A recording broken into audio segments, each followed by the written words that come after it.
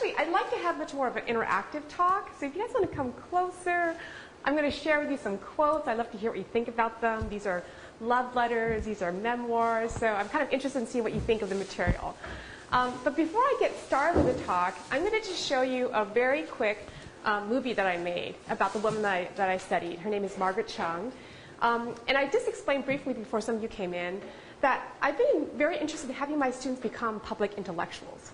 So that whatever they learn in the classroom, whatever they're learning in libraries and classrooms, that there's a way for them to share with people outside of the classrooms. So before I even got into kind of the multimedia stuff, I would have students not just write research papers, but they would design visual exhibits. And we put them up on campus, and we would have reception, and we talk about, okay, what does your project tell us? Someone who's not even educated in this particular subject matter, what did they glean from the research that you've done? And I took it to the next level maybe 4 years ago. We were trying to do something to commemorate the internment of Japanese Americans during World War II. And we wanted to do something that was unusual, that would help students engage in the research process, but also have something sort of tangible afterwards. So we decided to organize an oral history documentary filmmaking project. Eventually, 42 students got involved with the project, and they ranged from undeclared sophomores to PhD students in history. They came from engineering, they came from art history, like all over campus. And they worked in groups of 5 to 8. And they interviewed people who had been interned during World War II. So these are people more like their grandparents' age or even their great-grandparents' age. And so they just talked to them about their lives. What was it like growing up? What was it like being forced removed from your family and being interned and treated as the country's enemy just because of the way you look, not because it's something that you or your family actually did? What was that experience like? And how did you reestablish your life afterwards? I thought the project was really, really neat because it put people of different generations in touch with each other. It put people in the university in touch with people in the community. But the students not only learned these kind of research skills when they went out and talked to people about their lives, but they videographed this. They had no training beforehand. And then they created little mini documentaries afterwards. And then after this project was over, some students decided to say, you know, this is really neat. Let's do something with this material. One of the students decided they're going to collect all the mini documentaries, create a feature-length documentary. And now she's in a filmmaking program at American University. She wants to become a documentary filmmaker as her career. Some of us also traveled to Amsterdam. There was a European conference. We thought, we've never been to Amsterdam, let's go. And we went to talk about our project. So I thought it was a really transformative experience because it was really meaningful for all of us involved. And it kind of took us down path that we didn't expect. So since that project, I've been having my students, again, not necessarily write essays for the end of the quarter, end of the semester, but to actually create these digital narratives. In some ways, they're like essays because you're trying to convey an argument or you're trying to tell a story. But you get to use music. You get to use visuals. You can think about timing, like when you introduce something. Right? These are things that you have to do in a paper anyway, right? There has to be a narrative flow, there has to be a thesis, you have to use evidence, but you can just have a wider kind of palette to draw upon. So even though I've been making my students do this, I didn't actually learn how to do it myself until this winter. And I just had such a wonderful time. Some of you came a little bit later, but decided I was going to do my first narrative about how it drives me crazy to have to clean up after my kids. I have a 6-year-old and a 2-year-old, and at the time they were 5 and 1, and the stuff is just all over the house, right? And when I'm in the house, it just, but when I leave, I just completely miss that type of relationship. So that was my first movie, Washing Dishes. The one I just showed now was more about my undergraduate years and how just one particular year really shaped who I am now. That was 20 years ago. But the course of the events during that 20 years shaped me intellectually, shaped me politically. And I'm sure there's moments in your life that you're going to feel like that. Like this was like a crystallizing event in your life, and it's going to stay with you, 20 years from now. So I really felt like I wanted to do that story. And I think that story about being part of a multiracial coalition, being part of a protest, and feeling like you can create change, that was something that had been in me for a long time. I wanted to be able to get it out and kind of share with people. After doing that, I thought, well, you know what? Maybe I should do something about the book I wrote. Right? This book about this incredibly interesting woman. It's 200 pages. Who's going to spend the time reading 200 pages, aside from college students, right?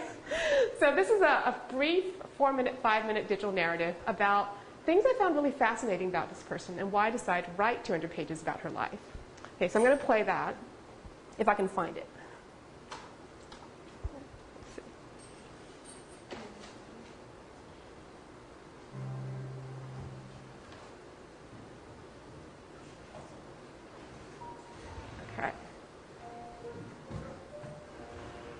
All right, here it is.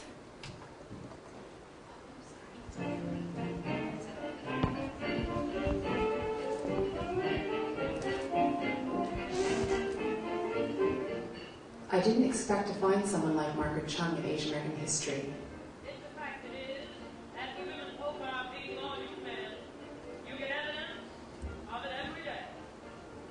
She was a physician, a pioneer who crossed racial and gender boundaries to become the first Chinese American woman doctor.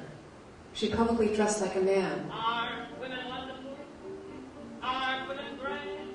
And she privately expressed longing, stole kisses, and occasionally shared a bed with other women.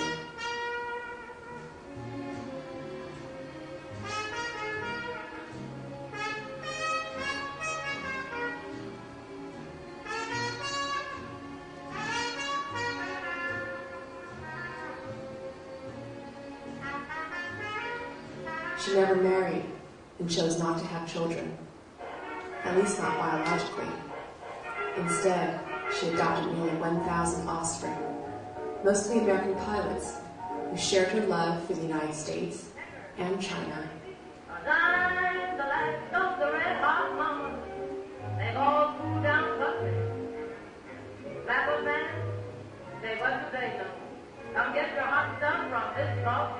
As well as her hatred for Japan.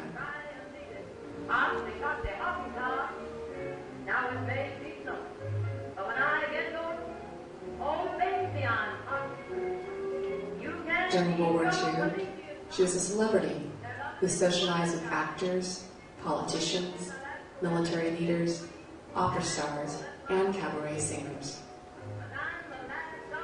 She was Mom Chung, and they were her fair-haired bastards. She was traditional, yet transgressive, asexual, yet queer, maternal, yet masculine, exactly different.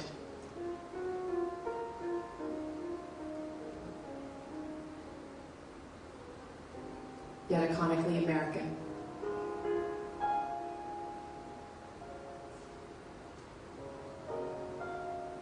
How might it have felt to be so different, to want to fit in against near impossible odds?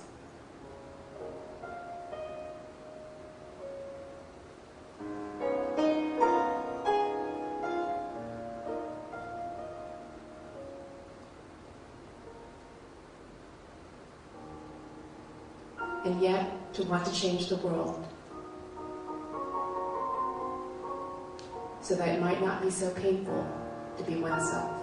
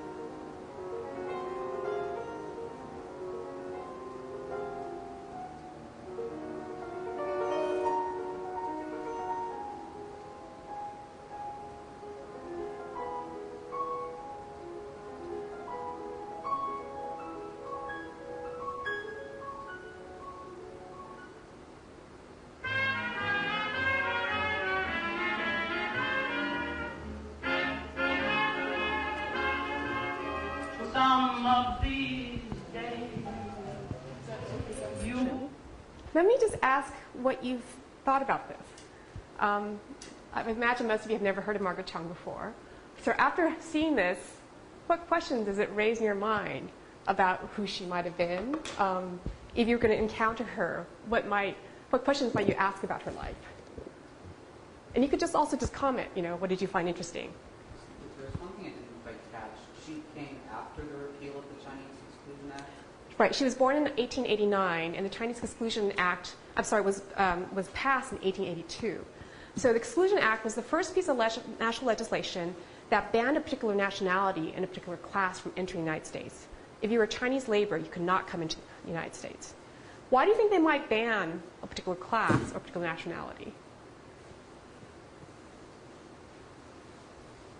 Speculate. Throw out possibilities. Well, I mean, I know in California at that time, there was, Northern California, there was a lot of racism and a lot of fear that all Chinese would come. Right. There's a large number of immigrants who are coming in, not unlike a lot of immigrant fears now, right? Immigrant labor is coming in. They're going to take over American jobs. They're going to work as cheap labor, right? And so there's all this kind of concern, anxiety, and that eventually gets institutionalized as a piece of legislation. So the Chinese Exclusion Act gets passed in 1882. No Chinese laborers can come in. If you're a woman, how do you determine if you're a laborer or not? Because most women don't necessarily work, right? Some of them do, some of them don't. But if you're a woman, how do you decide if you're a laborer or if you're not a laborer, if you're a merchant? What do you think? I don't know. I mean, I just would expect at the time that a woman is looked at as just a mother, like not anything else. Like I wouldn't imagine her as a laborer if possible, but at the same time, I could just be leading. Right. It depends on a certain class, right? If you're more of a working class, a woman's more likely to have to work to help supplement the family income or to support herself. But yeah, her legal identity is based on her husband's, right, or her father's. And that's true across the board for all women during that time, this idea of legal coverture, right? Women have no legal identity other than that being covered by their husbands or families, right? So, Is that for all Americans? oh yeah. So it's not until the 1920s that women, actually become political subjects, like they can vote, right? that their political voice is not covered by their husbands, right? But if you're a Chinese immigrant woman and you decide you want to come in, well, it depends on who your husband is. If your husband is a laborer, you're most likely a laborer. If your husband's a merchant, you're most likely okay, you're acceptable. If you're coming by yourself and it's not clear who's going to be your legal coverture, who's going to be kind of your legal representative, then it kind of depends on how you're acting. If you're dressed kind of slutty, maybe you're a prostitute. If you challenge the immigrant official because you're kind of uppity, well, regardless of what your status, you're still not someone that we might want in the country, right? So there's sort of ambivalence involved. But I wanted to put that in because she's born just 7 years after this is passed. Right? Can you imagine sort of the social, political context of this country that's said anybody from someone that you're related to in terms of the ancestry is not allowed to come into the country? What it might be like to grow up in a country that's legally declared that. The other aspect of the Chinese Exclusion Act is that regardless of your class status, if you're Chinese, you cannot become a U.S. citizen, ever. Right? So her parents who immigrated could never become an American citizen, regardless of how long they lived, regardless of how they actually felt about the country. She automatically became a citizen because she was born here. And that's not repealed until World War II. Any other kind of questions or comments? Yeah, go ahead. I may have missed this at the beginning, but how did you find her? I went on a fishing expedition. At the time, I was looking for a dissertation topic, and I knew I wanted to do something related to Asian American history. I knew I wanted to do something related to women. And I thought of myself more as a social historian. So social history is the people who study the history of everyday people, right? History from the bottom up. It's not the elites. It's not the presidents. It's not the generals. But just sort of everyday people. But when I found her papers at UC Berkeley, I just thought, wow, this person's incredible. Some of her adopted sons were Ronald Reagan and opera singers and generals. How did she attract these people? My understanding of Chinese immigrant, Chinese American history up to World War II is that they're very much racialized, they're racially segregated. How did she manage to make all these incredible contacts? How did she become a doctor, right? Even for all women, it's fairly rare for women to become, to assume status within the male occupation. She never married, didn't have children. Again, that's very unusual among Chinese Americans especially. Because of the way the immigration laws were passed, for most groups, the first group that tends to come over tend to be men. Right? Then eventually they start bringing in their women folk, eventually start bringing their kin. But because of Chinese exclusion laws, the men who came over, before they could bring over a large number of their wives and family members, that immigration was cut off. And that legislation was consciously designed that way so that these people wouldn't socially procreate, right? Recreate themselves along American soil. So when she was growing up, there were on average maybe 4 men for every 1 woman, right? It's interesting that she chooses not to marry, not to have children. And at the time, there were also laws against interracial marriage, right? So you would think, growing up at that time, that her natural course would be to marry another Chinese American man. She doesn't make those choices. So again, kind of raised your question, why does someone do that? Why is she so exceptional? You also had your hand up. I guess just going back to what you were referring to, or what you were saying about how there's more men, Chinese men versus Chinese women, but then is that why maybe there's more Asian Americans here, like in terms because somehow they married American women? I mean, I'm just wondering about that. Well, it takes the Chinese immigrant community a long time to reproduce. So large numbers start coming in 1850s, but there's not a second generation until about 1920s. That's 70 years, right? And usually people might reproduce themselves within 15, 20 years. And so it does delay the development of a community. And that must also affect her and how she was, not surrounded by anybody that's like her.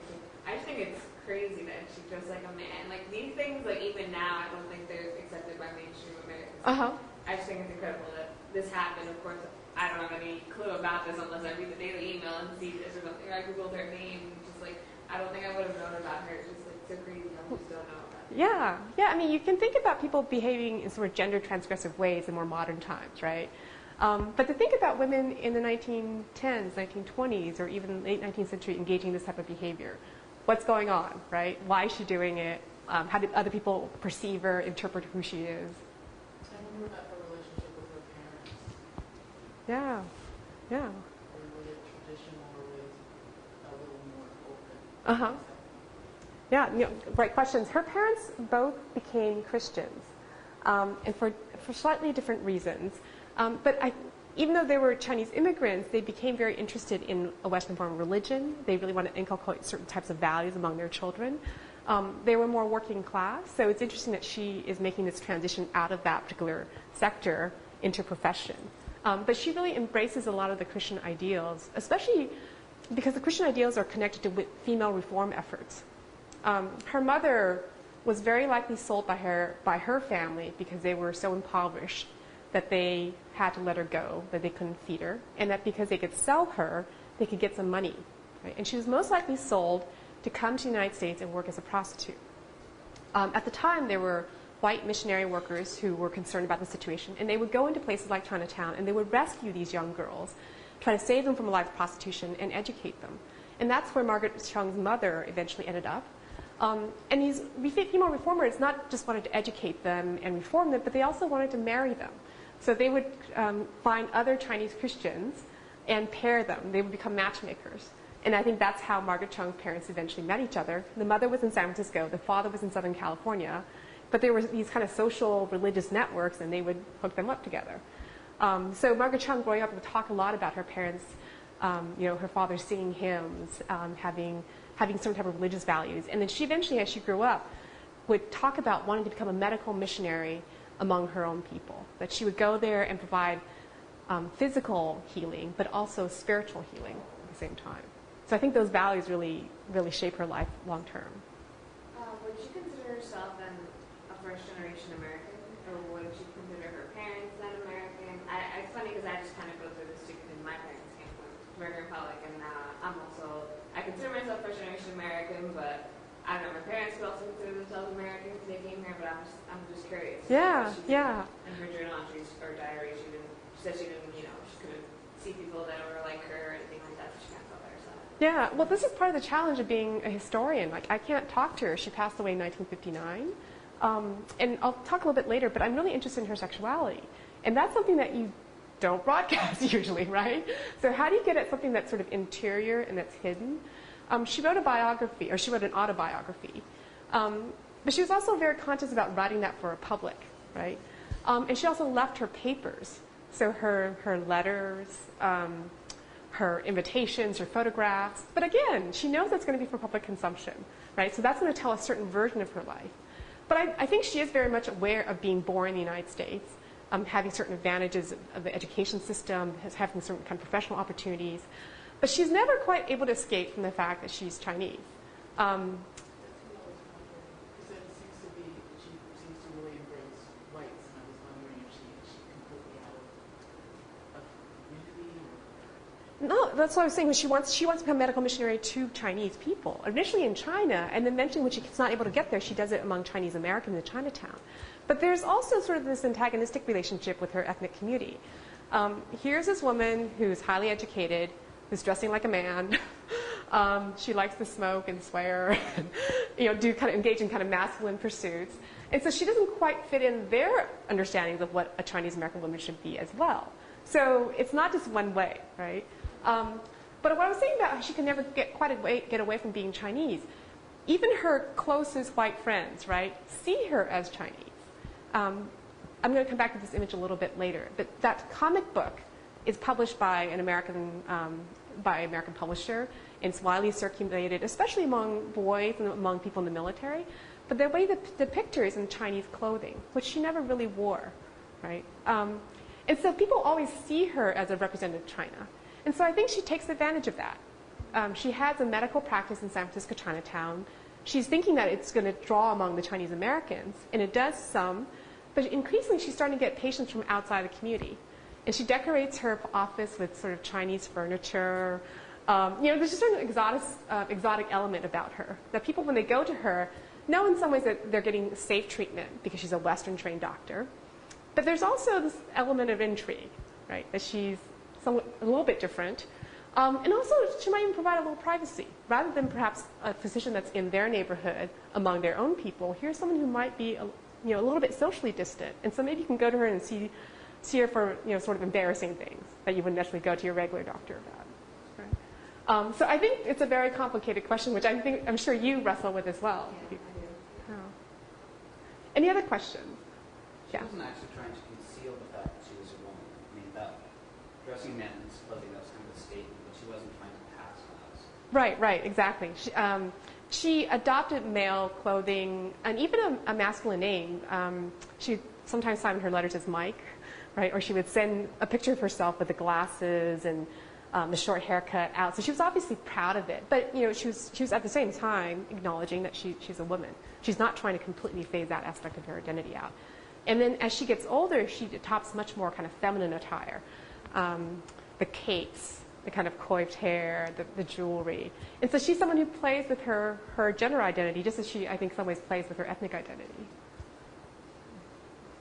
Yes. Were you able to access the records of her practice at all to get a sense of who? No, I wish. Yeah, no. Are you studying history? Okay. No, that's what's.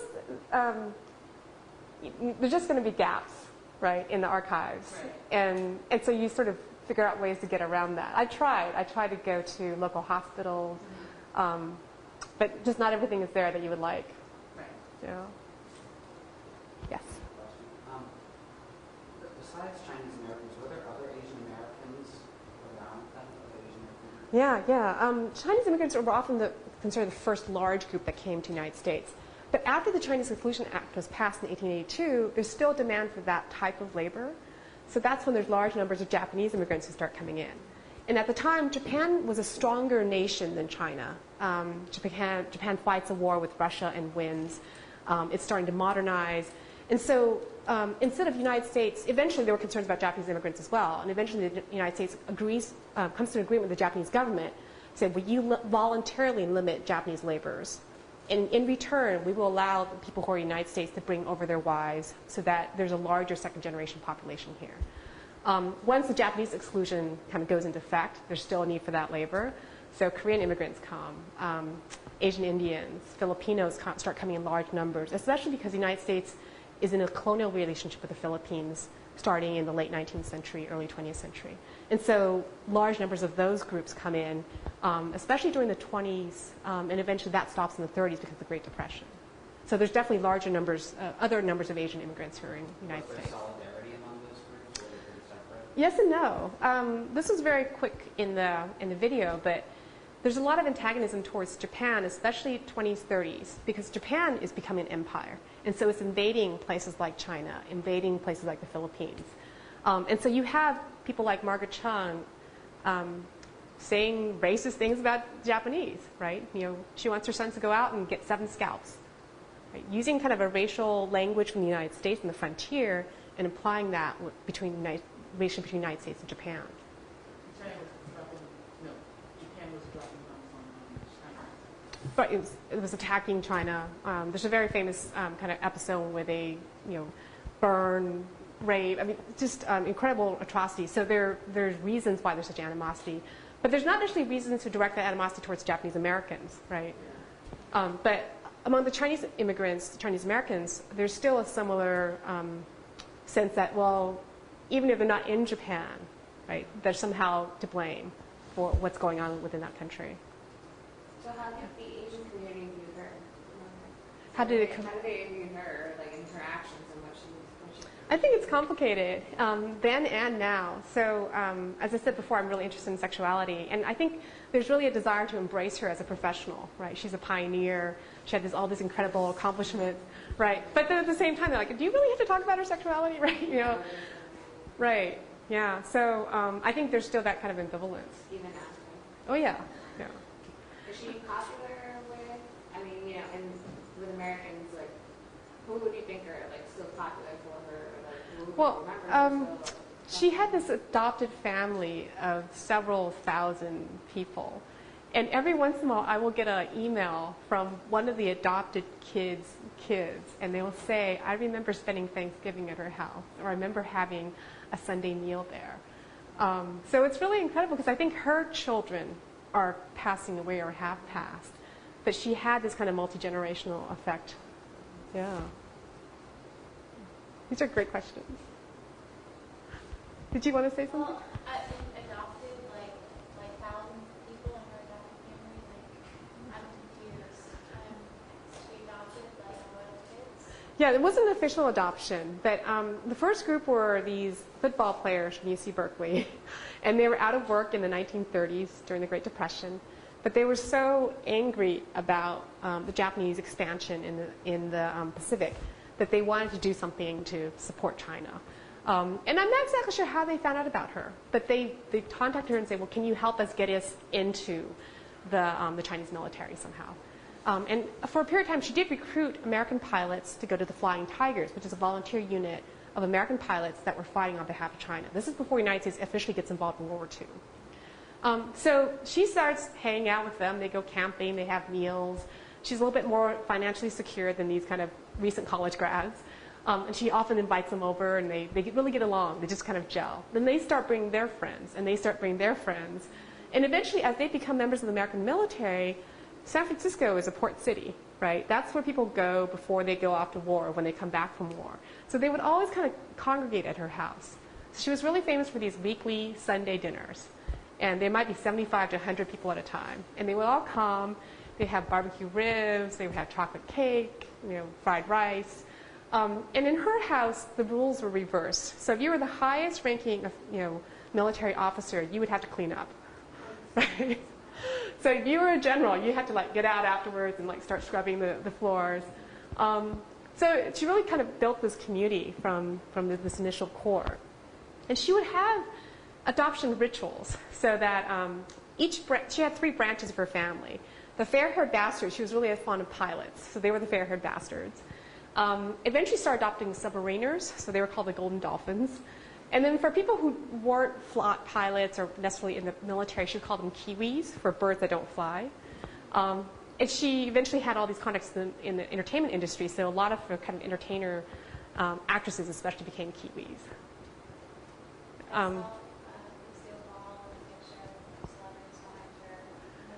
Yeah, I don't think that's Lucille Ball, but I don't recognize who it is. Yeah. Well, this is great. I'm not just going to go through everything in a formal manner because I want to kind of share and kind of get your feedback. So let me see. Running too many programs. Okay.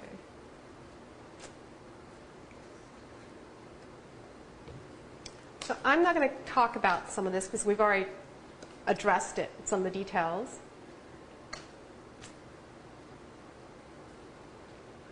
But I really do like this picture of her just being surrounded by all her celebrity children. You just get the sense of how regal she is, that she was sort of the queen of the place. Okay. So I was really interested in the fact that she never married, never had children. But as I said, this is something that's very interior, right? So how do you discover evidence? How do you find out what somebody was doing, somebody was thinking? I was in San Francisco. How many people have been to San Francisco? Okay, 2 people. In this area called the Castro. Have people heard of it? Right, so kind of gay community. I went into a bookstore and came across this book called Gay by the Bay. Start flipping through it. I find a picture of Margaret Chung in it. Like, wow, what is she doing here? Turns out she was an acquaintance, friend, flirtatious friend of someone named Elsa Gidlow. And Elsa Gidlow is a poet who became sort of a literary figure within San Francisco over the course of the early 20th century to the mid-20th century, kind of bohemian. She's sort of known for writing a collection of poetry that was considered the first openly explicit lesbian poetry in North America. She's Canadian. And this is what she writes about Margaret Chung in her memoir. By the time Margaret Chung became Tommy's and my doctor and our friend, Tommy was Elsa Gidlow's female lover, and they lived together. She was Chinese, but American-born, educated, Western in her general medical practice, and insurgent, which she excelled. Her office was a couple of blocks down the steep Sacramento Street hill where we lived. As I walked home from work, I would see her sleek blue sports car. She was a striking woman in her late 30s, smartly dressed in a dark tailored suit with felt hat and flat-heeled shoes. With my increasing interest in Chinese people, their philosophy and literature, and suspecting she might be a sister lesbian, I was immediately attracted. Okay, Elsa Gidlow left her papers, the Gay Lesbian Historical Society in San Francisco. I go there. She has not just something that's published, but she has her actual diary entries from when she first met Margaret Chung and all her fantasies and imaginings and romantic longings about her. So this is really fun, juicy stuff to read in the archives, right? It's when you like have that initial moment of attraction, when you're just like really into somebody and you start writing it all down. You're like, wow, this is good, right? Okay, so coming across passages like this, what are some questions that you might want to ask about maybe their relationship or about Elsa Gidlow, or about the way she perceives Margaret Chung? Right. Again, I can't interview her, but I just have her words. So you come across something like this, anything sort of jump out at you? Well, that they live so close together, and she was able to, write down all these details about her and how she dresses, what car she drives, and just kind of always seeing this person and maybe thinking they're a lesbian kind of thing, and then kind of exploring from there. Yeah, yeah. I mean, it's interesting that they live so close together, right? Again, as I was mentioning before, that I thought of Chinese Americans as very much racially segregated. If you guys ever go to San Francisco, and for those who have been there, it's a pretty compact city, right? And so even neighborhoods that are pretty distinct, you can kind of cross over lines. So that's obviously what's going on, right? She's passing through Chinatown, and they're geographically very close. Okay. Anything else strike you? What's kind of juicy to me is trying to find out how she became their doctor and getting a sense of whether she wound up kind of being a doctor in the kind of lesbian community, or how it just says became, but kind of how that came about. Right, right. I mean, there's sort of economics involved, right? Because Margaret Chung is a more low-rent area, so maybe she's less expensive. Definitely when Elsa Gidlow eventually has to go to the hospital, she gets admitted to the Chinese hospital because it's less expensive than an American hospital. Right? But yeah, I think there might be something else there, right? Maybe they felt like she was more sympathetic about the way they live, that they felt more comfortable revealing certain aspects of themselves. So they felt, okay, well, here's someone that we might be able to trust. And maybe they start referring her to other people within their network. Anything else? What about the way she's dressed, or the fact that she has a sports car? Yeah, I think it's interesting she remembers what she's wearing, because you usually remember what someone's wearing when you like that person, And striking to me is a blue sports car, It's pretty odd, I guess. So. Yeah, yeah. I don't have the initial dates of this, but they meet in the late 20s. And, cars are becoming a little bit more popular in the 1920s with like Ford and the Model T, but it's still not, it's not common for people to have cars, and it's not very common for women to have cars, right? So here's someone who's not only a doctor, but she's buying things that kind of sort of masculine items of leisure, right? She's driving a sports car. And in some ways she's dressed in a masculine way, dark tailored suits, right? What about that last paragraph? Anything kind of jump at you from that last paragraph?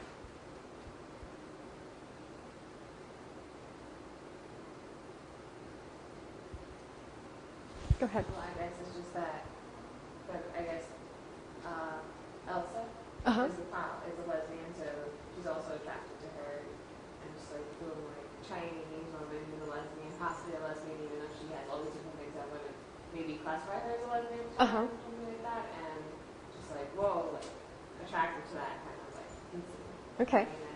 Yeah, yeah. She's identifying someone who might be like her sexually, right? I was actually wondering if, since she's writing this decades later, if she actually did identify as a lesbian. I'm not sure. Okay. Yeah, so then that's the question. It's interesting that she identifies as a lesbian. Is this something that's more from the late 20th century or at the time? Well, I mentioned before she wrote a collection of love poetry or lesbian poetry. And so I think she already has in her mind certain identifiable longings and identities, and she's trying to find other people of that identity and longing, right? So there's a potential of creating a larger social category, social network of people within that category of lesbian that at least Elsa wants to identify. Something that strikes me is that with my increasing interest in Chinese people, I was saying before how even Margaret Chung's closest friends want to project onto her, right, this difference. Margaret Chung is born in the United States, educated here. What does she know of Chinese philosophy? I don't know. But in Elsa's mind, right, Margaret Chung evokes this kind of mysteriousness, this orientalness. And that's part of the attraction, right? It's both kind of a lesbian potential identification, but it's also, she's something like a little bit culturally different. I didn't even think about that, but it's just so there, right there, which is like, she's Chinese, and their philosophy, and their people, and it's just kind of far gone already as an American. I don't believe feels safe in sort of a racist way. This is somebody who should identify with and talks like her. Right. But also is Chinese, so she probably has in her mind who she is as a Chinese person. Right, it's an entryway onto this kind of other world. Yes? Another thing that strikes me about the passage is that, like, there's always, like, the issue of, she, like, the issue of, like, guessing, like, is she a lesbian, see, what would she do if she was a lesbian, would she look like that, and, yeah, so that's something that strikes me, seeing that passage. Yeah, and there's a sense of anxiety, right? Because you're in a position of vulnerability when you start a potentially romantic relationship. But there's an additional element of vulnerability because you're not sure how that person might react, right? Especially in the same-sex situation, right? Okay. Another kind of passage about Margaret Chung. Coming across these passages made me go back and rethink the visual evidence I had of Margaret Chung's life. This is from a school annual. This is her second year in medical school. And this picture was something that Margaret Chung sent to a number of friends. And when I first saw it, I didn't think that much of it. But then I thought, this is something that she's really proud of, right? You don't just send, if you're going to send your friends a picture, you want to send one that you think is representative of you somehow, right? You don't want to send your worst picture, right? So it's interesting that she sort of embraces this identity. This is a passage about Margaret Chung by one of her professional mentors. Chung never wore Chinese clothes, but on all occasions appeared in a thin black tailor's suit, a white silk shirtwaist, and went on the street a black sailor hat. This costume would have been very inconspicuous had she not always carried a short sport cane. Okay, what do you think of either that quote or these pictures? You come across this evidence. What questions would it evoke in your mind as you encounter either the visual evidence or these quotes?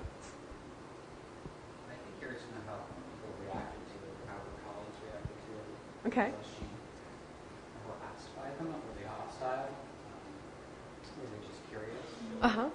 Yeah, there's reports by other women going to medical school and feeling that they have to put on a protective uniform. Right? You are the first of your kind to enter this type of space. There might be heightened expectations of you. If you make a mistake, it's going to be a comment about everybody else in your category, right? Whether it's because you're a woman or because you're non-white.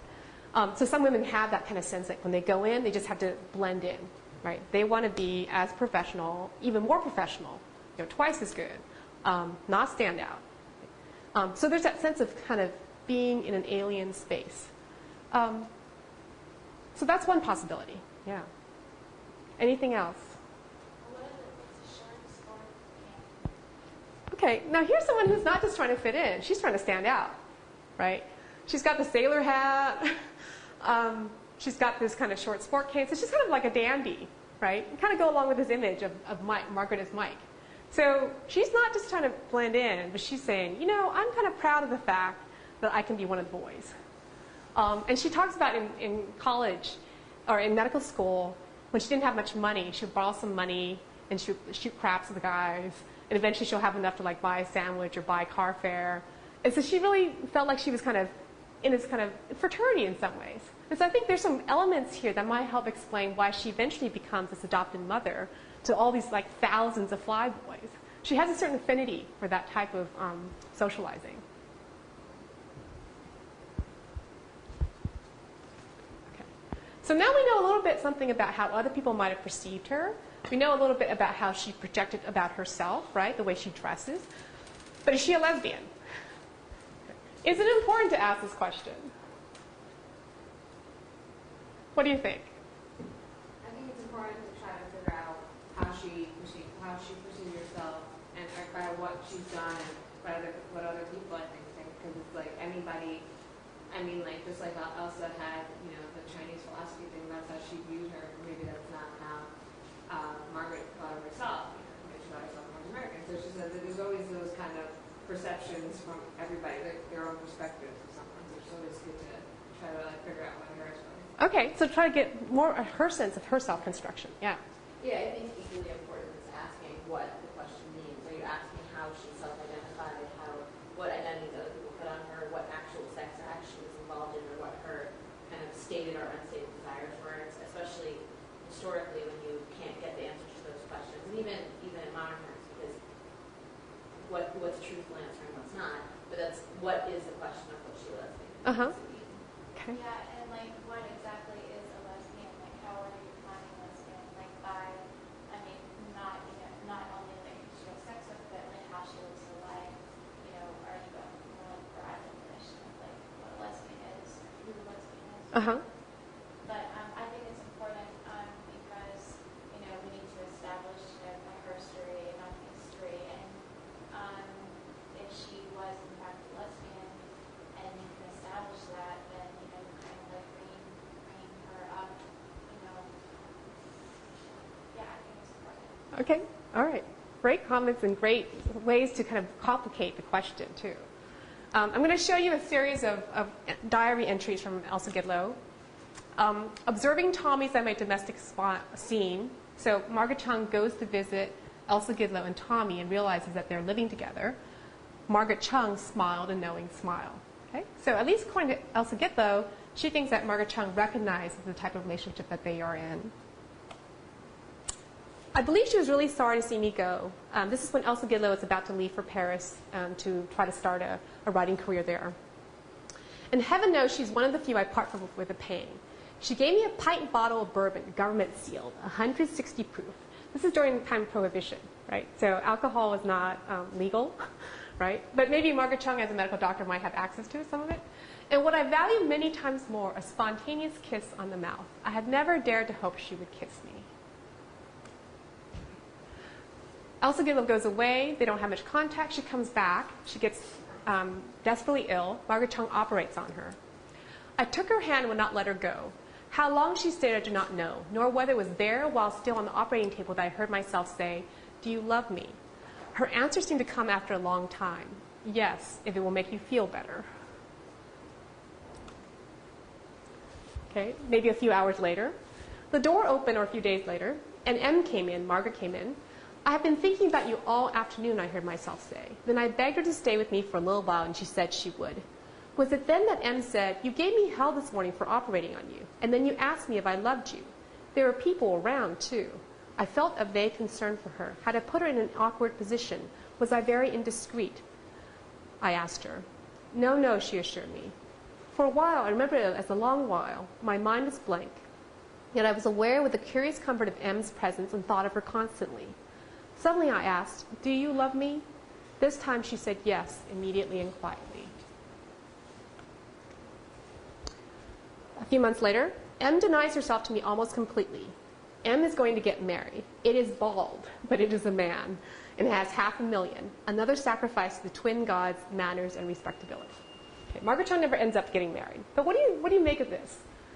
What do these kind of quotes, which I'm putting together to you in some ways as a narrative form, what do these quotes tell us about either Elsa's projections or about Margaret herself, right? Again, we don't have access to her voice. We just have access to her behavior and possibly feelings through Elsa Gidlow. So how would you interpret who Margaret Chung is based on this kind of secondary evidence?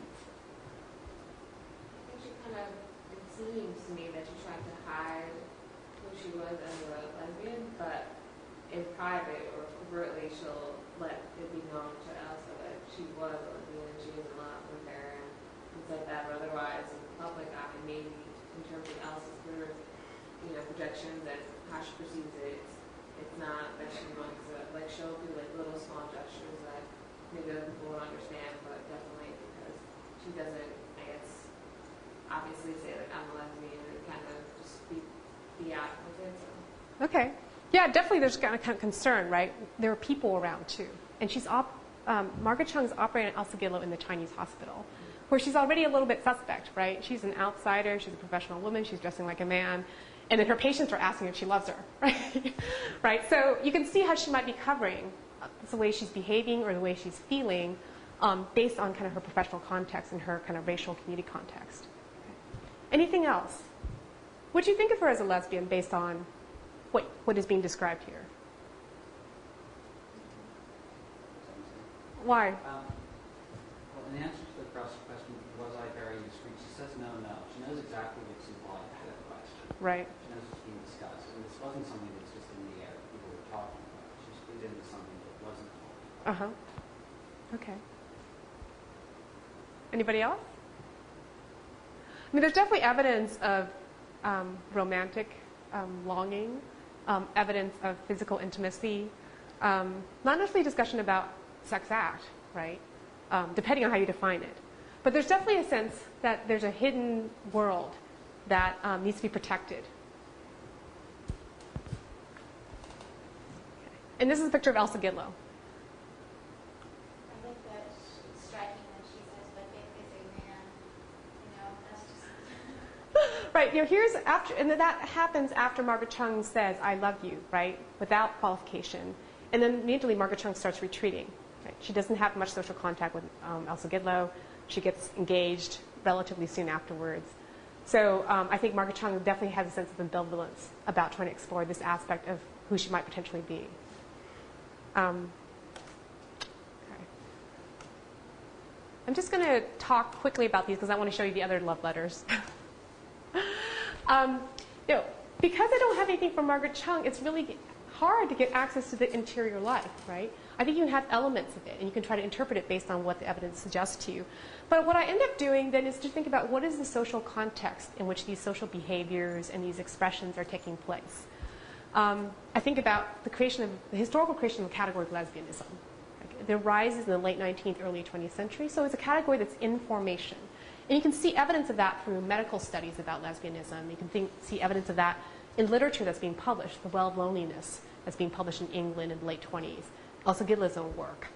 And you can also see that in the sense of the way people talk about each other. The fact that Elsa Gidlow and Tommy are living together, that they're recognizing potentially other women, so they're trying to create this kind of social network. That there's also a spatial element to this community, that it's right next to Chinatown. It's right next to North Beach. Again, people who have been in San Francisco might be familiar with this, but for those who eventually will go, North Beach is the bohemian, Italian neighborhood. That's eventually where the Beats establish themselves, right? And that's, again, right next to Chinatown. And so you have these two communities that are, in some ways, not quite respectable, right? The Italians, the Bohemians, and the Chinese. They're all sort of outsiders in slightly different ways. And there's kind of crossing of boundaries, across ethnicity, and in some ways across sexuality, right? Some of the earliest queer bars, lesbian spaces, start popping up in North Beach. And so Elsa Gidlow is crossing from Nob Hill, Chinatown, to North Beach to have this kind of circulatory route where she's finding people who are more like her and that she can identify with. And then through this, I'm not completely satisfied, but just focusing on the social. I am still interested. Well, how did Margaret Chung think of herself, right? Okay. Luckily, I was able to find another source about Margaret Chung. And unlike Elsa Gidlow's materials, which is all about Elsa Gidlow's projections about Chung, these are all Margaret Chung's expressions of longing about Sophie Tucker. I don't have much from Sophie Tucker to Margaret Chung. And I think that's because Margaret Chung well, either Sophie Tucker didn't write anything, or Margaret Chung screened it. Because Sophie Tucker's materials would have been in Margaret Chung's papers, right? Sophie Tucker sent them to Margaret Chung. But that evidence is not in Margaret Chung's papers. Sophie Tucker saved everything. She was a vaudeville singer. She was a Broadway actress. But she kind of dabbled in movies. And if you wrote to her and said, will you please send me a photograph that's autographed, she will keep that note. And everything was in the New York Public Library Performing Arts Library, which was right next to Lincoln Center at the time. So these scrapbooks, which I think there were like 20, 40 scrapbooks, and these scrapbooks are really, really old. So every time I flipped the page, the paper would just sort of crumble. And then each page had like tons of letters that were sort of glued onto them. So as I'm going through all this, I find all these love letters from Margaret Chung to Sophie Tucker. Angel, it's wonderful having you to come home to. If you'll stay, I'll always draw your bath and cook for you and wait on you forever. The silver shell I want you to keep with you always on your desk to keep your little candle in and to remind you of my shining love. Please wear the blue nightgown, Christmas night, because it will be close to you as I will be. Boss, I don't want to be sent home with all the rest of your junk to be put away in storage. Sophie Tucker was called boss by kind of her roadies. I want to go with you, wherever you go, to be your shadow. Can I ride with your music in the music case? Because I want to go where you go, do what you do, then I'll be happy. And you want your baby to be happy, don't you? Remember what Ruth said to Naomi? Whither thou goest, I will go, and thy people shall be my people, and thy God, my God. Okay. This material comes from a slightly later period in Margaret Chung's life, during World War II, when her public appearance is no longer kind of the masculine doctor. She's now this maternal, patriotic figure that has these thousands of sons who socialize her house. She's wearing ermine. She's wearing coiffed hair and makeup. During the day, she might wear a Red Cross uniform, but at night, she's this very glamorous figure. So what do you make of these quotes, along with the fact that she sort of so transformed her public appearance? Or you can also just make comments about these quotes. What do these quotes tell us?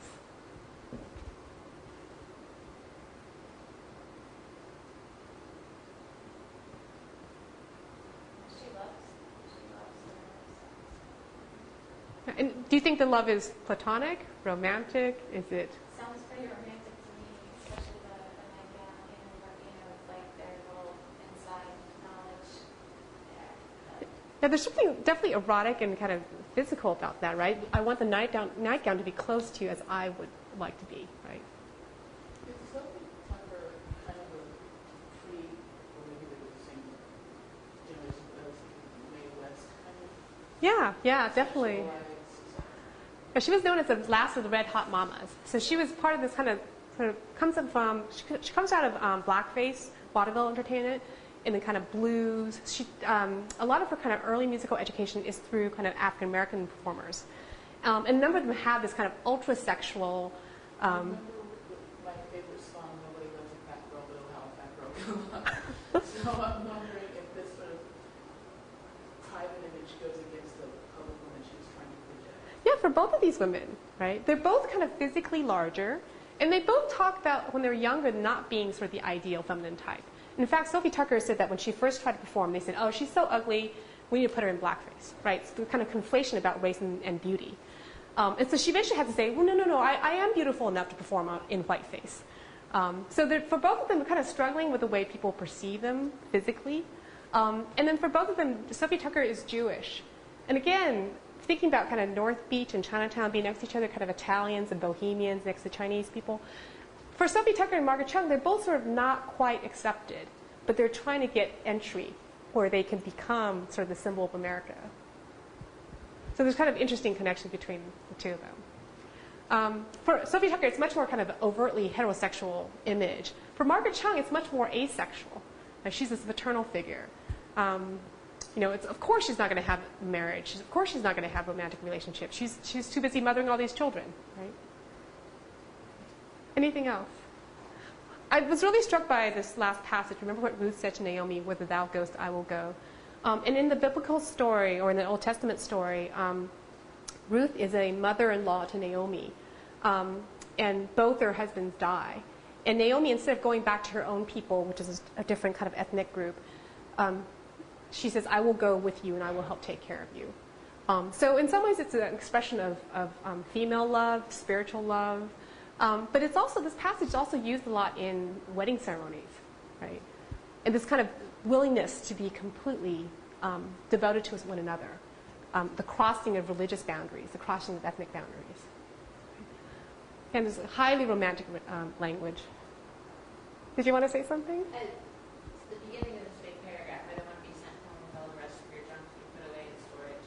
Is there evidence that Sophie Tucker kind of had a reputation as like a heartbreaker for women, kind of like a stop on the road, and then in her letters, is there a lot of this from a lot of people, or is Margaret Chung's letters kind of stand out?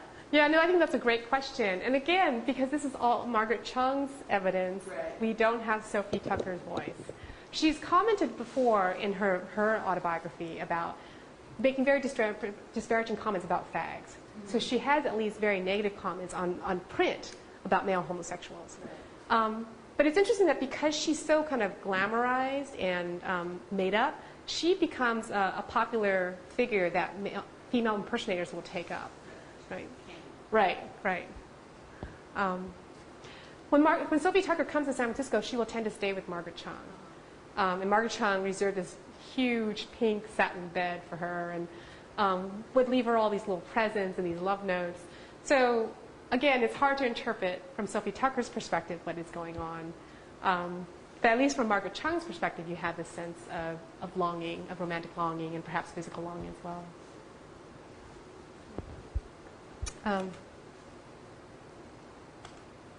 I think what's really interesting is that Margaret Chung feels, and maybe she's engaged in this type of behavior in other instances I just don't have evidence for, but I think it's striking that it's during this time period when she's much more normative in the way she's presenting herself.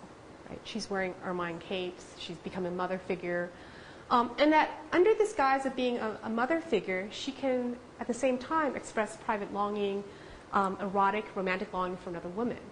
And I talk about this as being a strategic normativity, right? The old woman who lived in the shoe may have had so many children she didn't know what to do, but she had nothing on Dr. Margaret Chung in San Francisco, who claims close to 1,000 sons. Unmarried, this humane and generous woman believes that every woman wants a home and children. But some of us get enmeshed in careers and others are not fortunate enough to get these things, she observed. Right? She's proclaiming that, of course, everybody wants to get married and have children. Of course. But, for her, she's not as fortunate. And so then, in her case, she can just sort of channel her maternal instincts for this adopted family. So at least publicly, she's playing on this idea that, yes, there's a normal course of sort of romantic behavior. But that public appearance of normativity allows her then much more kind of private, more non-normative behaviors and longings.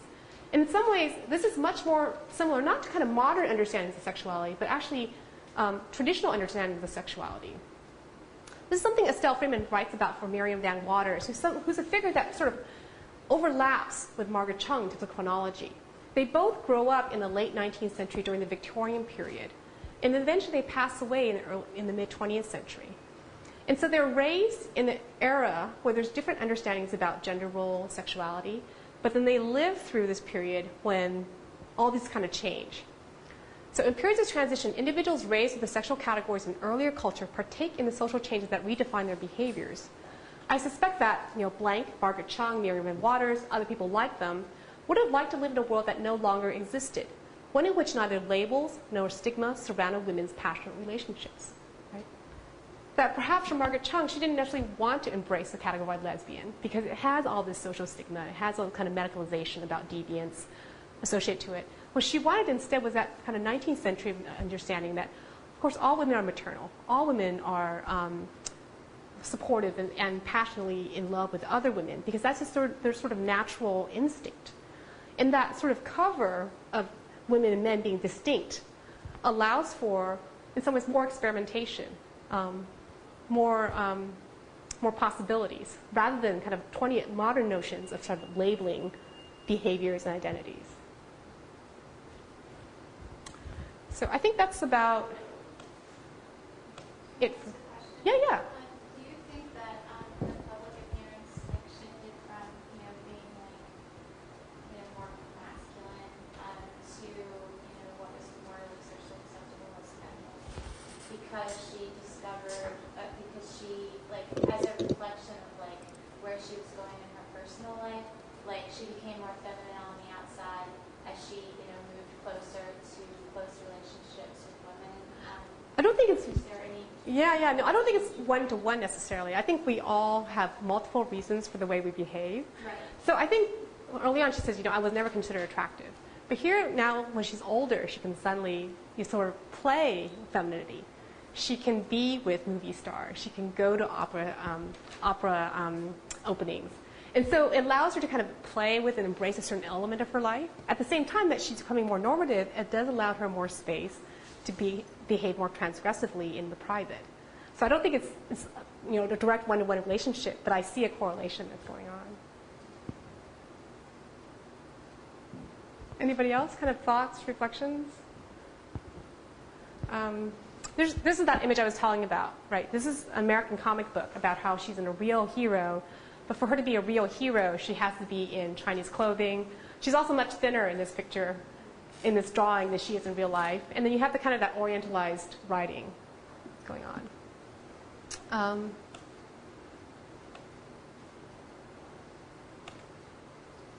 I don't think I'm going to go through all these because I think I've touched on them in kind of our discussion. But let me just open it up and see if you have any kind of last questions or comments.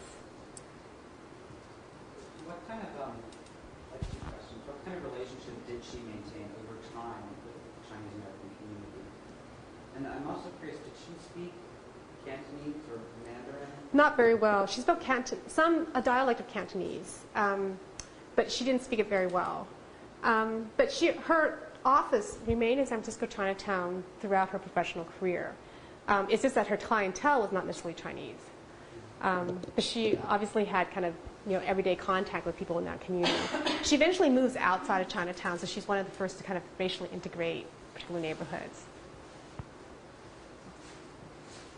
Yeah.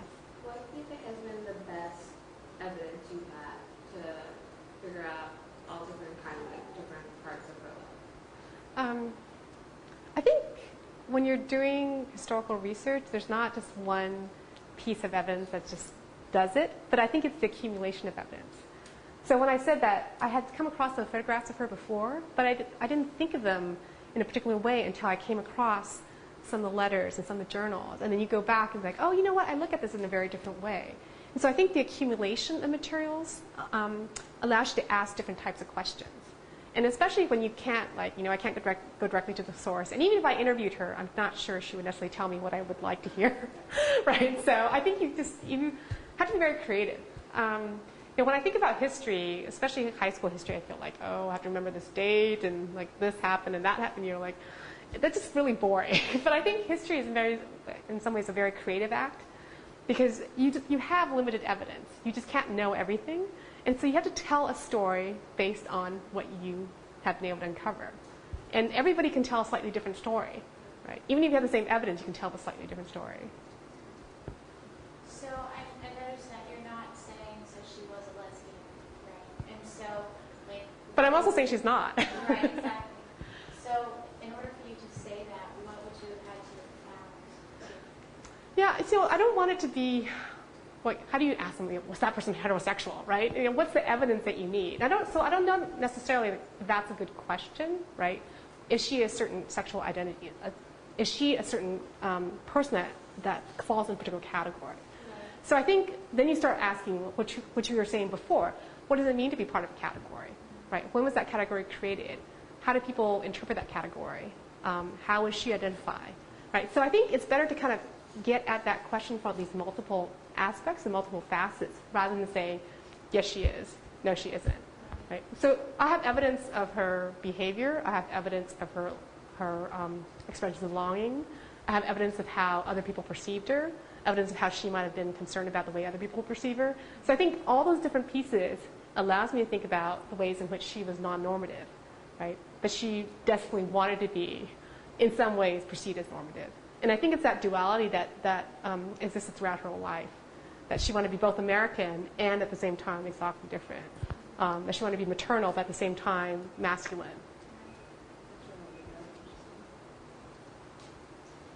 In some, when you look at biographies of some figures, Pauline Murray, for instance, or there are rumors of sexuality, but they're kind of glossed over by the biographers. Uh-huh. Have there been biographies of her, and if so, has that been glossed over? I'm the first person who read a biography of her, but someone was asking before about how the Chinese American community perceive or relate to her. There's some oral histories about other Chinese Americans in which they talk about her. So I was able to find some of that evidence. And in the interviews, one of them was done in the, I think, mid-70s. One of the people said, oh, she's queer, she's a lesbian, she slept with nurses. Now, they have that on tape. When they transcribe it, when they try to index it to make it accessible for researchers, they take that statement out. So there's just kind of, they give little notes about what's in there, and you have to actually go back to the tape to hear that statement. And so there's editing that's going on, right? And it depends on what people are interested in. I've had a couple of documentary filmmakers approach me about Margaret Chung, and one of them said, well, do you really think I need to talk about her sexuality? It's like, yes. I think it's an integral aspect of who she is. I don't think you can explain one aspect of her identity without talking about this other aspect. But for him, it's like, okay, well, she was a doctor and she made pioneering efforts. So let's just focus on that. Right? So I think there's definitely different ways in which people's lives can be interpreted. Anybody else? Well, thank you for coming.